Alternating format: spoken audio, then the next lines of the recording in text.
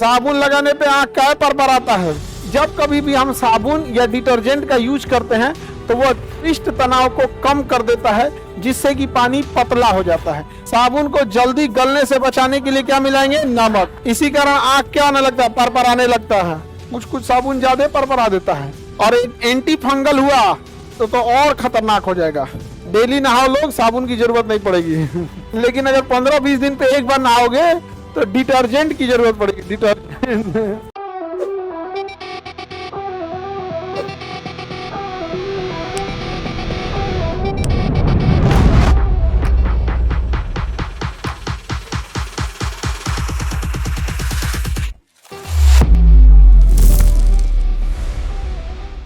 मानव निर्मित पदार्थ में सबसे पहले क्या देखते हैं? साबुन देखते हैं। साबुन में वसा होता है या नहीं होता?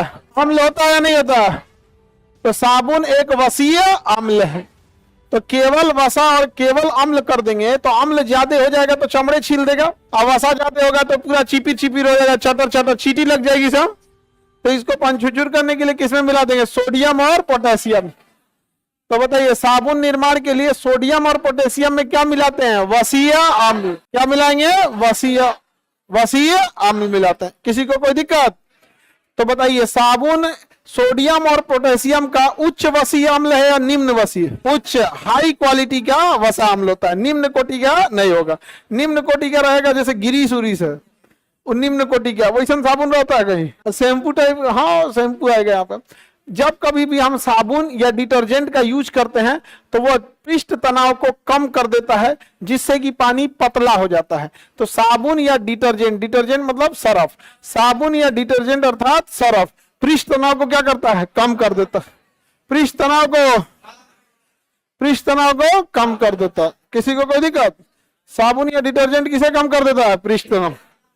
साबुन या अपमार्जक को पानी में घोला जाता है तो उसे कण आपस में इकट्ठा होकर झाग बना देते हैं, और इस झाग को क्या कहेंगे? माइसेल।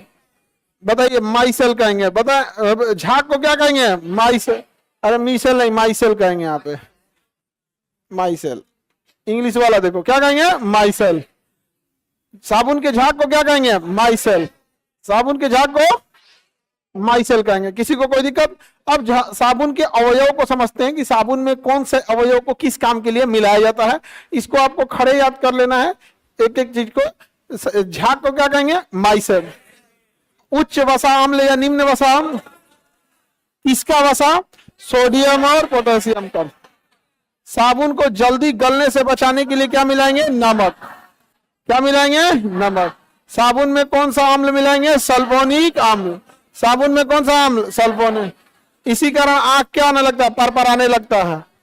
तो साबुन लगाने पे आंख क्या पर आता है? सल्फोनिक अम्ल क्या है? आंख क्या हो जाएगा? पर आने लगेगा, लहरने लगता है आंख। यहाँ समझ में आ गया कि नहीं? एकदम जितना कुछ साबुन ज्यादा पर आ देता है। डिटॉल। हाँ, और एंटी फंगल हुआ तो और खतरनाक हो जाएगा।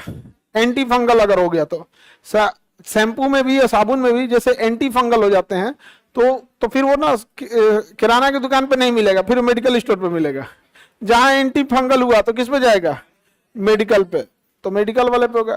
जैसे किसी के देह में चिल्लर पड़ जाए, सब अठाई भैंस उसमें पड़ जाते हैं सब, तो लाइफ बॉय से भैंस को नहवाइएगा। सारा पूरा रह जाए तो उससे भैंस उसको नहलाता। आगे बढ़िए। साबुन में अम्ल पाया जाएगा या क्षार? क्षार कहाँ पाया जाता है? क्या पाया जाएगा? अम्ल पर। साबुन कठोर जल के साथ झाग देता है? नहीं। लेकिन डिटर्जेंट दे दो। ये टॉपिक तो जल का है। जब जल पढ़ा रहे थे तो बताए थे कठोर जल में कैल्शियम और मैग्नीशियम के बाइकार्बोनेट या सल्फेट जुड़े होते हैं। साबुन में अगर कठोरता रहेगी तो साबुन झाग अच्छा से नहीं दे, लेकिन डिटर्जेंट झाग दे देगा। तो बताइए, कठोर जल में साबुन झाग देगा? नहीं, कम देगा। और डिटर्जेंट दे देगा। जब डिटर्जेंट या साबुन को पानी में घोला जाता है तो पानी के पृष्ठ तनाव बढ़ता है या घट जाता है?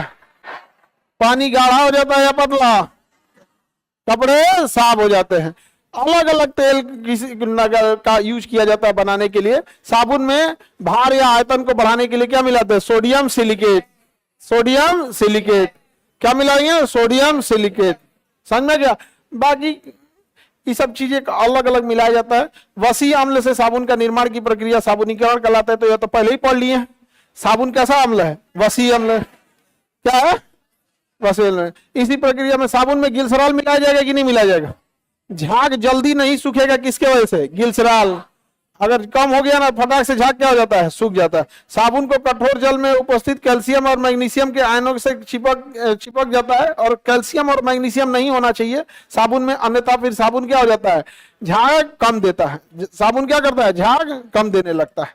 साबुन झाग कम देगा। यहाँ पर अपमार्जक किसे कहेंगे? डिटर्जेंट को कहेंगे, सर्फ को कहेंगे। क्या कहेंगे? सर्फ को। अपमार्जक किसे कहेंगे? सर्फ को। सर्फ कठोर जल से झाग देगा कि नहीं देगा? साबुन और सर्फ में मेन अंतर क्या है? कठोर जल से साबुन झाग नहीं देगा, लेकिन डिटर्जेंट झाग, हाँ, डिटर्जेंट झाग दे देगा। किसी को कोई प्रॉब्लम? अपमार्जक या इसे साबुन रहित साबुन कहा जाता है। रासायनिक रूप से ये लंबी अल्केन की क्रिया होती है। इसमें भी क्या पाया जाएगा? सल्फोनिक है। कठोर जल से झाग दे देगा कि नहीं दे देगा? हाँ, देगा। आगे बढ़े। इसमें कौन सा एसिड मुख्य रूप से? लैरिक एसिड। और अगर उसे वही बात करते हैं हम साबुन में, तो कौन सा? Sulphonic acid. क्या पाए जाएंगे? Sulphonic acid. और डिटर्जेंट में लैरिक एसिड। डिटर्जेंट में कौन सा एसिड? डिटर्जेंट में लैरिक एसिड। कठोर जल से झाग देगा कि नहीं? साबुन में सल्फोनिक एसिड। सोडियम, बताइए, सोडियम सिलिकेट किसमें पाया जाएगा? साबुन में। Sodium silicate. ग्लिसरॉल मिलाएंगे कि नहीं मिलाएंगे? ग्लिसरॉल ज्यादा कर दिए तो जल्दी झाग सूखबे नहीं करेगा, जल्दी झाग सूखेगा नहीं। तो जितना झाग देगा किस पे डिपेंड करता है? ग्लिसरॉल पर। ग्लिसरॉल पर। किसी किसी साबुन में ग्लिसरॉल ज्यादा रहता है, बड़ी झाग दे देगा। किसमें? डब।